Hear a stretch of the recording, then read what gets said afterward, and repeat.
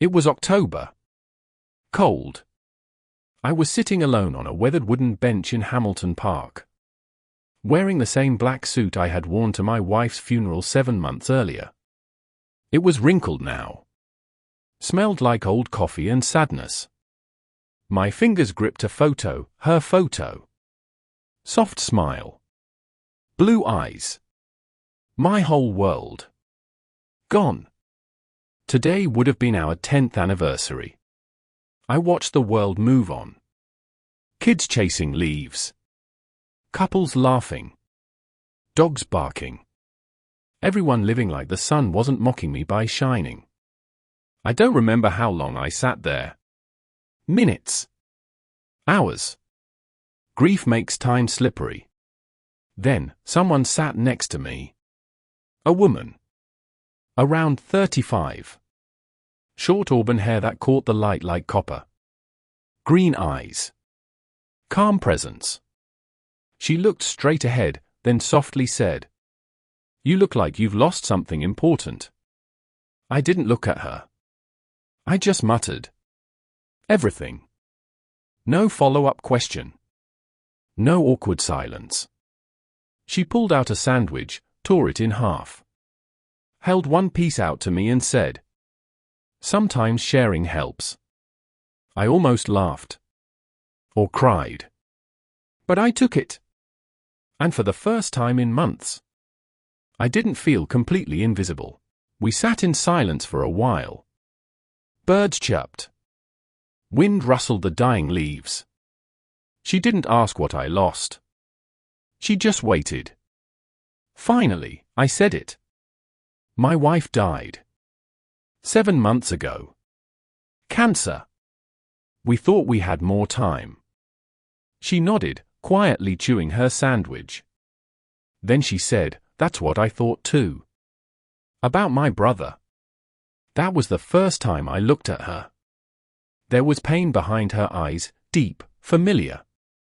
Like mine. "You don't have to talk about it," she said gently. "But if you want to, I'll listen. No history. No judgment. Just here." And I did.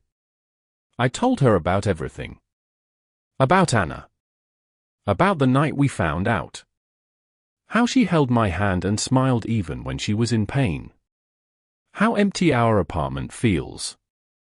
How I wake up expecting to hear her humming in the kitchen. I told her about the anniversary plans. The trip to Ireland that never happened. The necklace I bought and never gave. I didn't even realize I was crying until she handed me a tissue from her coat pocket. She wasn't smiling to fix me. She wasn't saying it's going to be okay. She was just present.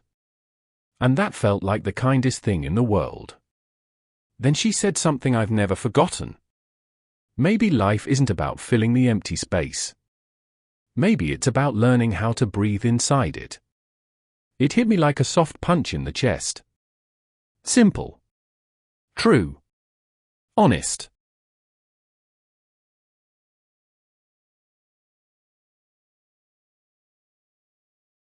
The next day, I went back to the park. To the bridge. To the streets we walked. She was nowhere. I asked people nearby, no one saw her. It was like she'd never existed. But she had. Her words lived in my pocket. Her kindness lived in my heart. I started volunteering at a grief support group. Started writing again. I got a dog. I opened the Ireland tickets and went alone. And I wore the necklace she never got. Life didn't go back to normal. But it moved forward. And that was enough. 2 years later, I sat on that same park bench. The weather was warmer. Kids still ran around. Couples still laughed. The world hadn't stopped. And neither had I. A man sat next to me. Tears in his eyes. He was holding a crumpled photo. I recognized the look. The ache. I reached into my bag. Pulled out a sandwich. And said, Sometimes, sharing helps. He looked at me, confused. And I smiled. Sometimes, talking to strangers is easier. No history. No judgment. Just here. He nodded. And we Saturday. Just like I once did with someone who saved me.